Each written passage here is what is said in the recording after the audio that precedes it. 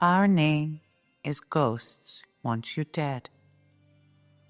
There is a madness here, a madness which threatens to consume our very beings.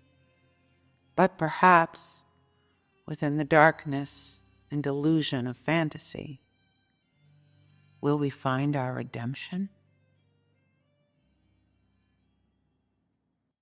Hello, I'm Matthew. Hi, I'm Rebecca. And we're back. Dun, dun, dun. In the shadow. I had a question for you, Rebecca. Yes, Matthew. I can't recall, did you watch the ABC nighttime drama Revenge? Yes, I did. Did you watch it with us? I did. It was delightful. It was revenge in Connecticut and it was wild.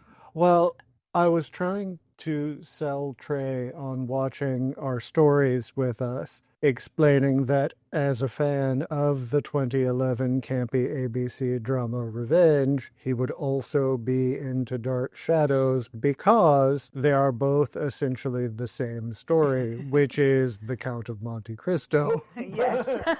At least in these early episodes, a mysterious stranger returns to menace a rich family for revenge reasons.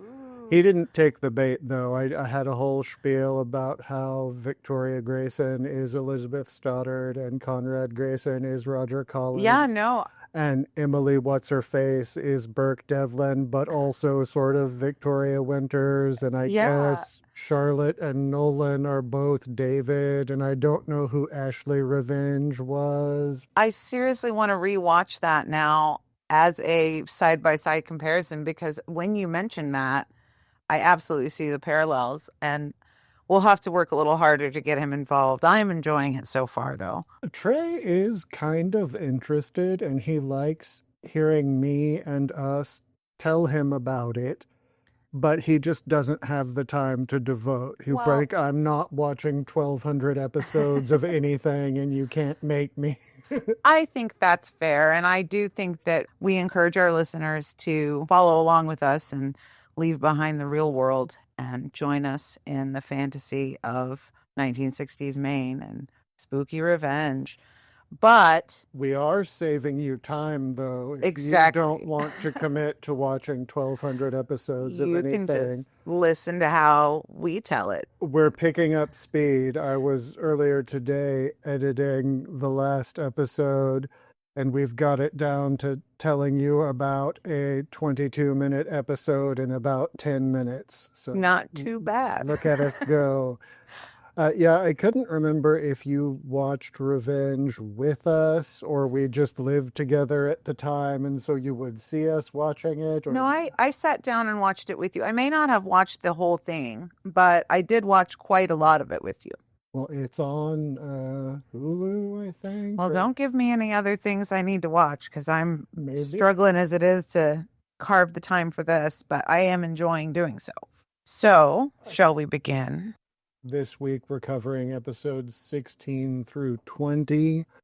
Episode 16, Victoria Winters, reminds us that, yes, it is still spooky at Collinwood, and then she peers dramatically out of a window before opening and then immediately closing it. That's a hobby of the folks at Collinwood. I do enjoy that. Often gazing spookily out the window, and sometimes they open and close it. She putters around a little bit and then answers a telephone call from Malloy confirming that Roger is going to be fine after the accident. She tells Liz, who isn't sure it was an accident. She immediately jumps to blaming Burke Devlin. Yes, she's very suspicious of him. Vicky is unsure of this, even though she saw him looming over the car with a wrench. She's like, no, he wouldn't do that sort of thing. I will say that I, in the beginning, felt like Vicky was sharp. But there have been several things in a few episodes, and including this episode, which I'll get to later. but this as well is like, how in the world is that not an obvious Oh, just thing to you be wait concerned about? until we get to like 210 and onward. You're gonna be like, how does this bitch not realize? She is starting to come off a little more clueless and just Pollyanna like, but bless her. Roger calls confirming that the car did go off the road, but he's okay. Liz continues to tell Vicky that it must have been Burke's doing. Over at the Blue Whale, Burke is sitting down with Joe and Carolyn, and he wants to be on a first name basis with everybody and is just being chummy. And Joe is clearly, sulking and irritated. Burke is being smooth and charming and flirting with Carolyn right in front of Joe. Joe tries to get Carolyn to dance, and she's not interested because she'd rather flirt with Burke. Joe is pissed, and Burke says he's supposed to meet Roger. during that exchange where Burke and Carolyn are making eyes at each other while Joe grumbles about it, Burke utters the line, "Never try to figure out a woman, Joe. It's a waste of time." How do you feel about that? Is I've that just sort of absorbed the misogyny because I didn't even really notice that. I was like, oh, it's the 60s. Guess I'm just a little old lady.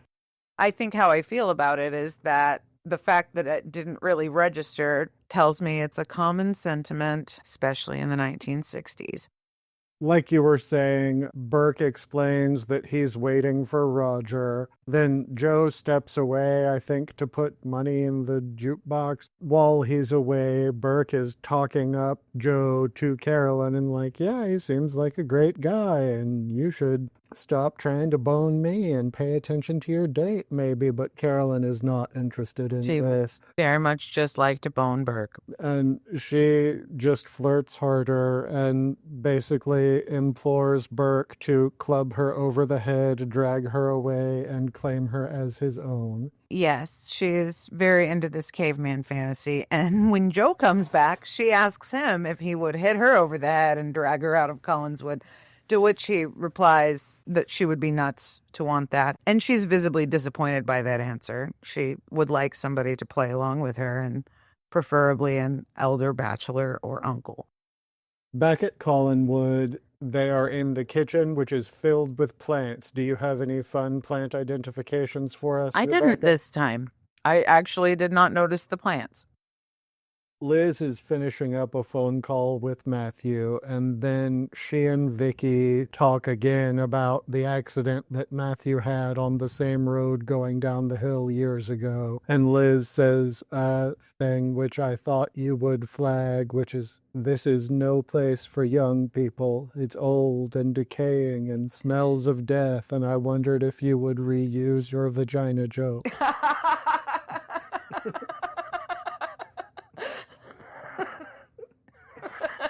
I guess you weren't planning on it.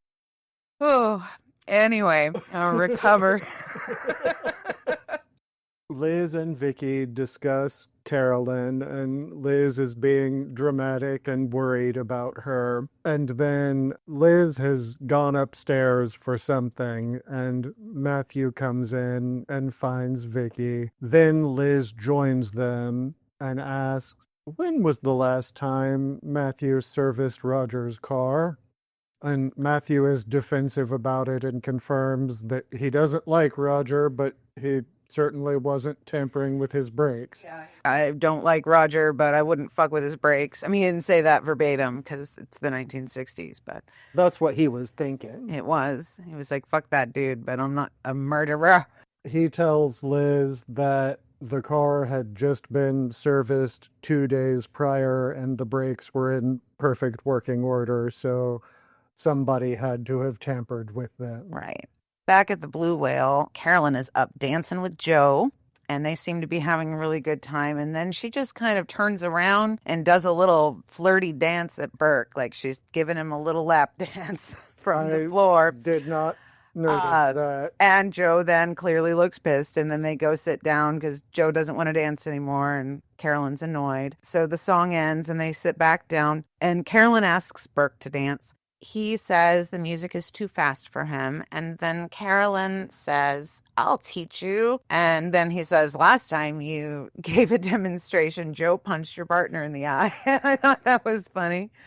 And Joe is essentially like, yeah, and I'd do it again, motherfucker. And Carolyn's getting visibly annoyed and is practically throwing herself at Burke in front of Joe. And Burke says he's tired of waiting for Roger, so he's just gonna go. Clearly uncomfortable with the young couple fighting and just trying to remove himself from the equation. And then Carolyn says, okay, fine, I guess we can go to the movie. I'll go to the movie with you, boring old Joe. Then turns to Burke and is like, what are you going to do? Do you want to go to the movie with us? Pretty much just invites him on more of their date. And that's when Joe gets pissed. And he's just like, well, why don't you just go fuck him in his hotel room? And she's like, well, maybe I will. This is all paraphrased, of course. Then Joe storms out and she sits down in a huff. Burke is trying to be somewhat decent after that display and is like, no, we gotta go after him and you need to go apologize and whatnot. Carolyn is clearly more interested in being alone with Burke. Well, if we don't find him, Daddy, what are we going to do then? And he's like, we'll deal with that when we get to it. Basically just continually dismissing her extreme advances, except sometimes encouraging them. So that's confusing. That's how they do, the gentlemen. They throw you the occasional crumb just to keep chasing after him. Yes, don't I know it? At Collinwood, a reporter calls Liz about Roger's car accident, but she declines to give details. She wants to keep the town and the police out of the whole thing for now. Another reporter calls, but Vicky answers this time. Liz asks her to get rid of them. Then Vicky snitches on Carolyn for going to the Blue Whale to chase after Burke. Liz gets mad. Vicky didn't tell her about it at the time. Vicky asks why she thinks Burke would hurt Carolyn. And she says something along the lines of, why would he want to wreck my brother's car? The only difference between the two of them is that the car can be repaired. But as she stumbles over her lines. Stumbles over her lines, as I am stumbling over these lines. But no, Liz says, well, the car can be repaired. Repair-paired. No, it was repaired. Anyway, it was cute. And Liz calls the Blue Whale. She finds out that Carolyn has recently left with Burke. She pulls a face at that, and the clock chimes ominously to spooky music as Liz wanders slowly up the stairs, and that's episode 16. So, episode 17, Victoria reminds us that, yes, it is still spooky, but also quiet and strange at Collinwood. Also, Liz is a weird shut-in, and David is a little creep. Yes, she tells us about the strangeness of the house, and including spooky little David of the Damned. As we see him sleeping, he's dreaming, and he's yelling out in his sleep, no, I didn't, no.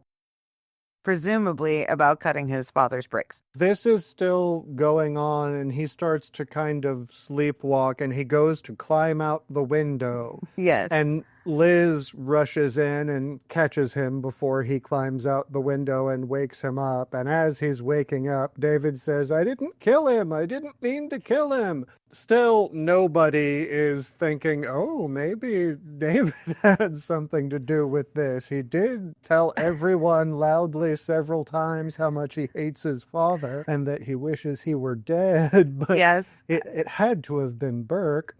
We pop over to Dr. Reeves' office where Roger is being treated and Malloy is pacing in the waiting room. The doctor comes out and explains that it'll be about 15 minutes or so before Roger is ready. Malloy asks if he can make it half an hour so that he can go examine the car some more first. Dr. Reeves agrees and goes back in to help Roger into his jacket. Roger is complaining about being fussed over. He's all bandaged up with a seemingly broken or sprained arm, which we find out is a sprain, and he says he does not want to be treated like an invalid. The doctor gives him some pills and goes on again to explain that maybe the accident wasn't an accident. Roger has a fun yes. stumble over his lines here. I can't recall what it is he's actually trying to say. Something He's about trying to say a mile down the road. a mile down the hill, yeah, but he says 100 miles. But he beautifully recovers because he might be the best actor on this show.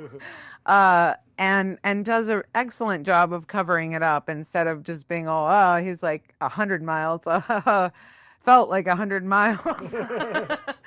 And I thought that was charming. And I'm starting to kind of be fond of Roger. Not necessarily the character, but the actual dreamy actor. So. Yeah, they talk a little bit, Roger and the doctor, about the Burke Devlin car accident. The doctor mentions having treated that guy too. Roger is weirdly defensive about it. Like, why would you bring that up? Well, which I'll note, that is the first mention of a car accident being, again, it's like another small nugget of mystery. A nugget of mystery.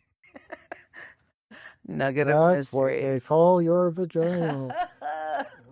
Oh my, I accidentally started something with my vagina. You have a habit of doing that. Yeah, I know. That's what they say. Back at Collinwood, David's shutters are banging in the wind, and he's freaking out about it and generally being a weird baby and yearning for Liz. They talk about David's dream, and he clearly thinks he's going to be arrested for the attempted murder he's just done. Yes. He's asking about jail, and she keeps trying to put him to bed, and he's like, but I didn't mean to kill him. She continues to ignore the obvious evidence that Yes. there's something going on. And we head back over to Dr. Reeves' office where Malloy comes back in and they discuss Burke Devlin's trial. Roger is eventually released by the doctor and starts to leave with Malloy, who confirms it was totally not an accident. Here's a diagram of how your brakes were fucked with. This is how brakes work, and this thing is the bleeder valve, which is the thing that David was trying to hide in Vicky's dresser earlier. Yes. Malloy explains a wrench would have gotten the job done, like the one Burke was seen with near Roger's car. Back in the drawing room, Liz is reviewing family history with David. They're talking about Isaac Collins. I don't recall if he's the painting over the fireplace or a different painting. David is nervous, asking if she's sure that Roger is okay and that he wasn't hurt. He then asks Liz if she hated her father. When Roger comes in, David runs upstairs to avoid him, repeatedly shouting, I don't want to see him, I don't want to see him, I like to repeat things. Roger is acting casual upon greeting Liz and acting like, oh, I'm fine, it's no big deal. Soldier coming home from war. He is very charming. They go into the drawing room and I think I have a little crush on sexy Uncle Roger.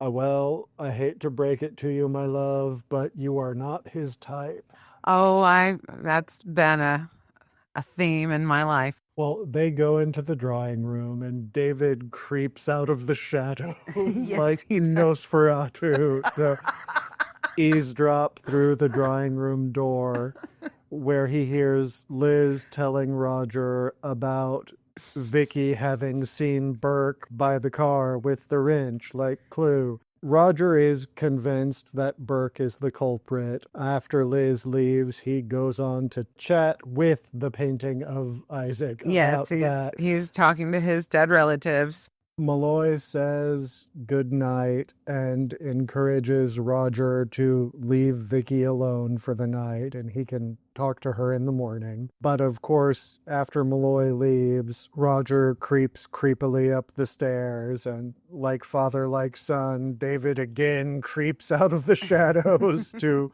watch Roger creep up the stairs, and then David, dead-eyed, stares directly into the camera for several seconds. And I don't know if that was a deliberate acting choice or if it's because child actors don't know not to look at the camera. Yeah, I think it was intentional. I took it as, Roger's going up to be creepy, and then creepy little David of the damned corn stares weirdly in the hallway at nothing to kind of drive home a spooky, kooky vibe. I don't know, while the clock strikes. Episode 18, Victoria reminds us of all the spookiness of the Collinwood and the Collinses. Continues her voiceover while she's sleeping. It's a good party trick. The voiceover was quite brief this time. It was. It was pretty much just, my name is Victoria Winters and Collinwood is creepy and the past is mysterious. And then the action starts. Something about the creepy torment of long dead years. She wakes up because those shutters are going crazy. They're like, bam, bam, bam, bam, bam. Or maybe the window frame itself. I don't know. I think the window was open. Swinging in the wind and the rain and the Maine. And the rain in Spain. Name's mainly in the Maine. She wakes up and goes and shuts them and lays back down, only to have immediately after creepy Uncle Roger knocking on her door. I can't place where this way he said it was, but he goes, Miss Winters. Well, he's Winters, whispering all weird. Miss Winters, but it's a voice that is maybe it's Mr. Burns. I don't Smithers. But that's not it. Just really got me for some reason. Don't know what it's from. Well, although his voice is a bit affected because I guess he's trying to be quiet because it's the middle of the night, it's funny because he's been addressing her like, Miss Winters, are you awake? I need to talk to you. And she's all, who is it? And I'm like, what other middle-aged flamingly homosexual, almost British dude is going to be in your house at this hour? Who else would it be, Vicky? Miss Winters. She won't let him in because she isn't dressed, and that's funny because she has on a quite modest nightgown. He says, okay, well, meet me downstairs and hurry up, it's urgent. And then her version of getting dressed is she just puts on a robe which covers the exact same amount of her as the nightgown she was already wearing, which I thought was funny. Creepy David of the Corn is done staring and has gone back to hiding under the staircase to creep on his dad he tried to kill. He decides to follow him into the drawing room and asks, does it hurt, Father? Roger is a dick about it, but this time actually apologizes, so I guess his brush with death made him a teensy bit nicer. He gives it a shot, but realistically, this whole interaction ends with him being like, shut the fuck up and go to bed. Well, David asks again if it hurts, and... does it hurt, Father? And Roger says, just a little bit, but it's just a sprain and it'll be fine. David asks why Roger wants to talk to Miss Winters. David thinks that Vicky knows who tampered with the brakes, and Roger scolds him for eavesdropping because he had to have been listening at the door to know that's what's going on. And he is fussy with him and tries to send him up to bed, and they go to their usual arguing, and David stops himself just short of saying, I wish you had died. Yeah. I think he's just like, I wish you had, and then he just runs away. On the way, he stops by Vicky's room and is real weird about people thinking the accident was his fault. Vicky governesses at him for a bit and tries to tell him it's all right, and continues to assume that his distress is all psychological, but he is just dramatically being like, nobody believes me, and like, he is practically saying, I tried to kill my father. Yeah, and it's just like, oh, no, it's just all because right. You said you wished he was dead doesn't mean that actually did anything, which I don't know, it could, because magic. But It's true. Anyhow, Super spooky. Vicky is strangely clueless about it all and like, no, it's fine. Nobody blames you at all, even though you clearly did it and are practically telling me as much. He's clearly fishing to see if she's going to go downstairs and tell Roger on him. She scares David by saying, well, Roger will call the police, and then if it wasn't an accident, whoever's responsible will go to jail, which causes David to freak out about the idea of someone going to jail. Vicky goes downstairs where Roger grills her about finding Burke in the garage. He explains the tampering that went on, and Vicky reveals that, well, Burke was holding a wrench. So now Roger's like, oh, he definitely did it now, but also he's understandably pissed, like, wait, you walked into the garage and found my sworn enemy hovering over my car with a wrench and didn't say anything to anybody about it. I'm glad that someone acknowledges to her that that is weird, that she overlooked that as much as For she did. sure. She defends herself by saying, oh, well, Burke said that he just found that wrench on the car seat, and why would he possibly want to lie about that? Meanwhile, David of the Damn Corn is all, I killed my father. And she's like, oh, you didn't mean that. Roger tries to call Burke at the inn, but he isn't there. So Roger asks Vicky to get dressed so that they can go to the inn and accuse Burke. So she complies and goes upstairs. We see David smashing a toy car dramatically and then throwing it out of the window. Then Vicky catches him trying to sneak into her room again, where I believe he's trying to plant that bleeder valve in her dresser again. And he's being a little shit and still real worried about Roger calling the police. Roger comes up and interrupts this and is mean, and David reminds Vicky that he hates Roger. So a few minutes later, Vicky comes downstairs to join Roger, and she's scolding him for not being more interested in the fact that David is clearly upset and he took too long, or I'm sorry, she took too long putting him to bed. Yeah, Roger's like, I don't give a fuck about my sad spooky baby. I'm more concerned about Burke. That's his He vibe. basically says, yeah, I don't really care about the kid. I'm more interested in my own problems right now. Yeah. Which, yeah, fair enough, I guess, since someone did just attempted murder you. Well, and Vicky's kind of like, well, but he's also your problem. And he's like, not tonight. He's not ready to go get Burke, which is essentially what he wants to do. He wants to take Vicky with him. And so they leave, and we see David upstairs fondling the bleeder valve before returning it to his dresser, and that's episode 18. In episode 19, Victoria reminds us that Collinwood is creepy. And so are the people that live there. Yes, she describes Liz Stoddard as she's descending the staircase looking pretty hot, honestly. I thought so too, with her hair down and her nightgown. I was thinking, oh, she's pretty. I was like, I might have a little crush on Mrs. Stoddard too. Both brother and sister. She's like a tired, burnout, snarky, less peppy Morticia Adams, and I was kind of here for it with that hair. I stopped listening to you because I wanted to know how old she was at the time. Old enough. My guess. Okay, yeah. She's 46. You think she's 46? I think she's 46. Okay. You are wrong by 10 years. She is 56. 56. And now I have to know how old Roger was at the time.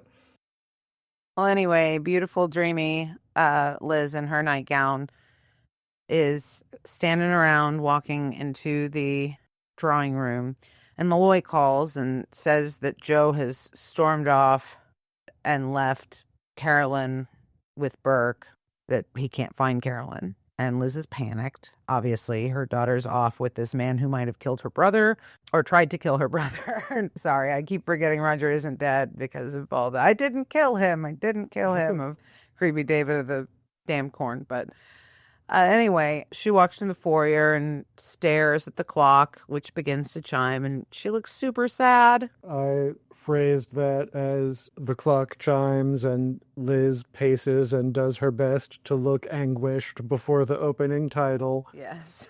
Then over at the Blue Whale, drunk old Sam is at the bar as Malloy comes in. They chit-chat, and Sam is alarmed to hear that Burke and Carolyn may be together. Over at the restaurant at the inn, Joe and Carolyn are arguing about her obvious crush on Burke Devlin some more. Joe seems like he's just done and is going to break up with her, which I was like, do it, Joe. But then maybe he doesn't.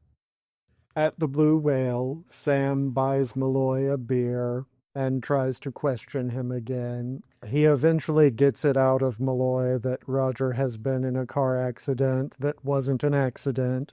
Sam immediately starts to blame Burke. Then he excuses himself to go pick up Maggie at the inn. Over at the inn, Maggie has left early, so Joe is serving himself and Carolyn. I don't know how that works, if he went back to the kitchen and made the burgers or if there's someone working back there. But at any rate, he comes to the table with the burgers and professes his love, but then continues to be jealous about Burke. She doesn't want to talk about it anymore. Well, Joe addresses how she acts with other men in general and how it always happens when he brings up marriage. And she starts to deny it and then is like, she does deny it, but I think she thinks about it for a minute. Like, well, yeah, maybe that is why. Joe says that he can't keep waiting for her. And she says she's sorry she's hurt his pride, but she has to live her life her own way. Ain't nobody gonna hold me down. You don't own me. Dun, dun, dun, dun. But anyway, also club me over the head and drag me away. Yeah, the juxtaposition of wanting to be a strong, independent lady, but also have somebody hold you down. At that point, Sam comes in and is shocked to see Carolyn there, but maybe relieved to not see Burke. He calls Malloy over at the Blue Whale, who calls Liz at Collinwood to say they've found Carolyn and she's been told about Roger's attempted murder and she's on the way home. Malloy jokes that Sam must be afraid Burke tried to kill Roger and will come after Sam next, which freaks Sam out because it is true. Dun, dun, dun. Is it true? Well, it depends on how you're asking. Like, no, Burke is not coming after Sam, but he has motive to. Yeah. But Sam thinks that's what's happening. Sure. And also, I do think in that moment, Sam is like, wait, does Malloy know that there's reason? You know, like, yeah. There does seem to be a theme of this episode of both Malloy and the doctor giving this kind of, hey, we know about all the crooked bullshit that went on 10 years ago. We are aware of it. And we know who's involved, you know, that kind of thing. We will talk a lot more about that later. Excellent.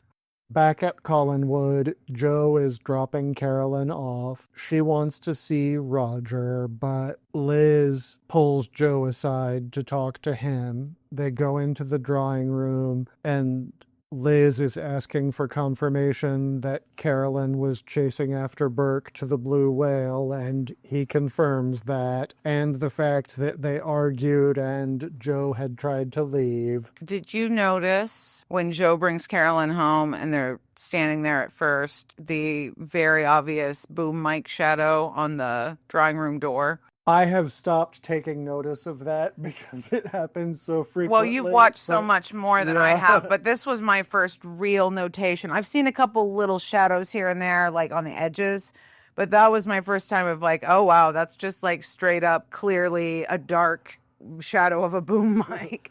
Yeah, you'll see a lot of that, and there are times where the camera has too wide an angle and they will be shooting like off of the set and you'll see the studio to the side. I love that. Like, I really kind of enjoy the sort of slapdash, like props and sets will wobble and fall over. Oh, that's grand. It is low budget and low effort to its core. I love that it. just makes it more lovable. Yes.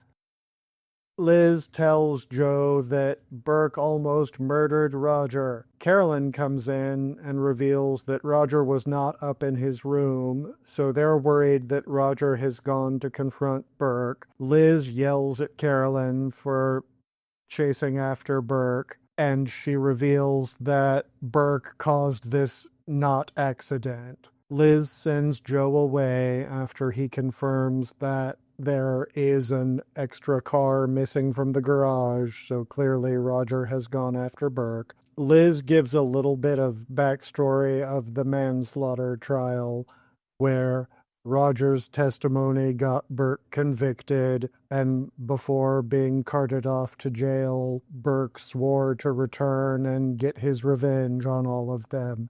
Carolyn doubts that Burke could do such a thing, and Liz tries to sway her and convince her that no, he totally would and did. Tried to kill your uncle just now. And that is episode 19. Episode 20. Vicky, for once, doesn't actually remind us that Collinwood is creepy. All right. She just tells us dramatically that Roger has gone into town. Oh, I didn't take This note is of the that. one where she's like something about a creepy winding path that has led a man who has almost died into it. Yeah, no, I get So that one. basically she's just like, well, Roger went to town. So Roger and Vicky arrive at the inn where Roger tells Vicky to wait in the restaurant and he'll call the front desk when he's ready for her to come up and ambush Burke. Vicky stirs some coffee and just sitting quietly to herself when old Sam barges in and makes himself at home at her table. And she's creeped out because he's a gross old creepy drunk. Yeah, she is mildly protests, but he sits anyway, and he sort of sarcastically apologizes for scaring her on the cliffs, and she says that she was a little frightened, and that it's weird to hear about folks jumping off cliffs, and Sam's pretty much like, man, it happens all the time here. Sam says that he saw her and Roger coming in, and he waxes philosophical about the past or some Herzog-y thing, which I'm liking Sam less and less, so I want to break ties with the Sam Herzog parallel because Werner Herzog has won the hearts and minds of millions, and he's a national global treasure. I love him to bits.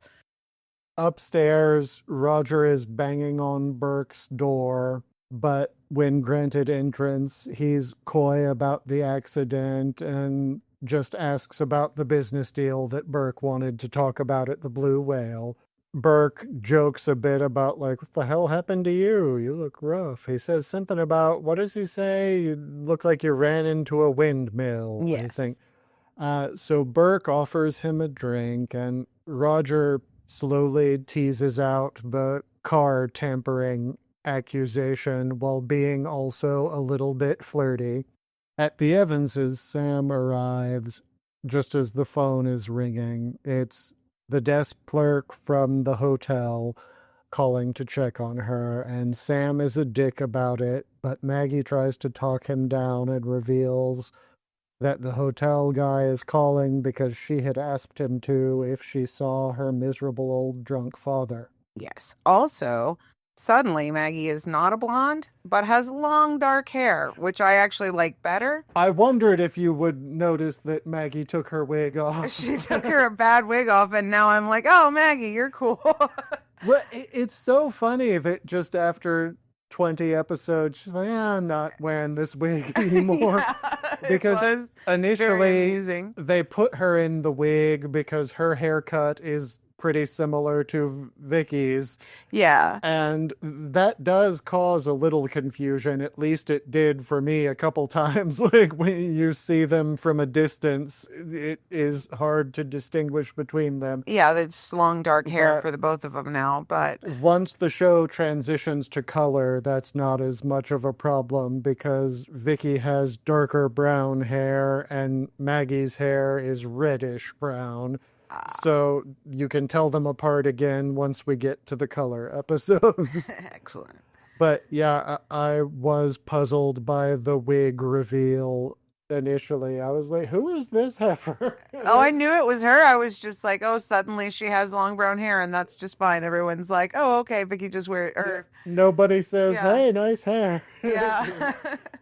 Anyway, back in Burke Devlin's room, Roger says that he's never going to sell the cannery and accuses him of not having a business deal. Well, I didn't quite finish what I wanted to say about that last bit. So Maggie, with her beautiful long hair, has revealed that the hotel guy was calling at her request, and Sam is super pissed that she's been keeping track of his movements, and he continues to be mysterious and shitty about it. Well, yeah, I mean, understandable she is, since he was just talking about how he's gonna fuck off and die or disappear or something. That would be for the best. It's Aw. annoying. Well, I don't know. I still have some affection for him, but he's getting more and more annoying.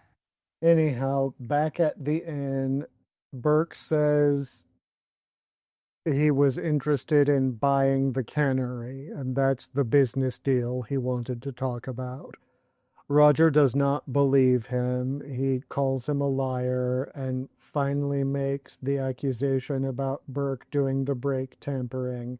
They shout back and forth, and Roger accuses him of planning it all. And Burke Devlin picks up a cup, and Roger knocks it out of his hand, and it's like incredibly sexy and hot and just tension all around vibes for me anyway. I was like, ooh. And this is when Roger calls down to the front desk and asks that Vicky be sent up to give her little witness statement. Well, because he says, I never touched your car. And he's like, bitch, you did touch my car. Vicky's going to tell you all about it. Anyway, Maggie with the good hair tells her father she's glad Roger wasn't badly hurt. And Sam says he's going to the cliffs to paint the sunrise. And she says not to go up to Widow's Hill. Sam finds some old art he did of Collinwood, and Maggie says she hates that house. Sam says it's a nice, respectable house full of nice, respectable horrors, which I thought was cute, but I can't say horrors clearly, so it just sounds like nice, respectable horrors. Some horrors in this house. There's some horrors in this house. Yes. Yeah. They have their tea, and she's surprised he's painting again, and he says maybe he will go with Burke and plot on how to kill Roger. And Maggie with the good hair says, don't be ridiculous. He's like, well, it's no more ridiculous than you not trusting me, which, to be fair, who the fuck would trust this man? Like, he is not a trustworthy character. Anyway, then he says, I don't want this tea, and Storm tries to storm out. They yell at each other sarcastically a little bit, but then he kisses her on the cheek goodnight and seems like a nice, sweet dad for 2 seconds. So. Well, he has clearly banked a lot of goodwill. 10 years ago, he used to be the greatest guy in town and is still coasting on that. Because I guess he's been a lousy drunk for 10 years, but she sure has a lot of excuses to make for him. Yeah, which, I mean, you know, to be real, trauma does things and addiction sucks. Like, I'm not here to hate on people that deal with it and struggle with it. Sam definitely, regardless of his addiction issue, is kind of just an arrogant ass. Yeah, even when he's sober, he is still pretentious. Maddening. At the end, Vicky enters Burke's room to parrot her little story as instructed. Burke insists that this is a mistake and he did not tamper with the car. He just found the wrench in the car on the seat like he told Vicky. He insists that it had to be someone else that put it there. Burke then asks them to leave while threatening Roger and saying that he railroaded him 10 years ago. He also tells Vicky again that she should leave Collinsport and go back to New York. Also, I will just state one more time that the actors that play Burke and Roger have some hot chemistry. Just like when they get in each other's faces, I'm like fanning myself like I'm in a saloon. They do have the most chemistry of anyone on the show so far, but we'll get to the other bit in months and months from now. Sure. Roger and Vicky arrive back at Collinwood. Vicky asks him again if he's sure that it really was Burke. He tells her that yes, and well, now you have to stay in Collinsport because I need you as a witness for this. And he sends her upstairs to her room like a little child. Yes. He is pretty much just like, you can't go whether you have to stay now because I need you, whether you like it or not. like I own you, little governess. Like, I can leave at any time, Mr. Roger, but Yeah, Mr. Roger. Oh, Mr. Rogers. Okay, Anyway, that was episode 20. which concludes our recap. Any thoughts to address? I think that it's starting to pick up a little now, hopefully. It has been a little slow going, but I think that I think we're moving in the right direction and I'm enjoying it. I only found it to be too slow for like the first couple of episodes, but I loved every minute of it after that. I'm still enjoying it. It's just a little bit slower, but David of the Damned Corn is my favorite person to watch. Just his little creepy stares are wonderful, and we've been getting a lot of David time. Oh, there will be much more. Anyhow, Yeah. See you next time or something spooky. something. Follow us on Instagram and TikTok and Yes, please. whatever else. I suppose I should start putting the socials in the show notes. I'll maybe remember to do that. Anyway, goodbye. Goodbye.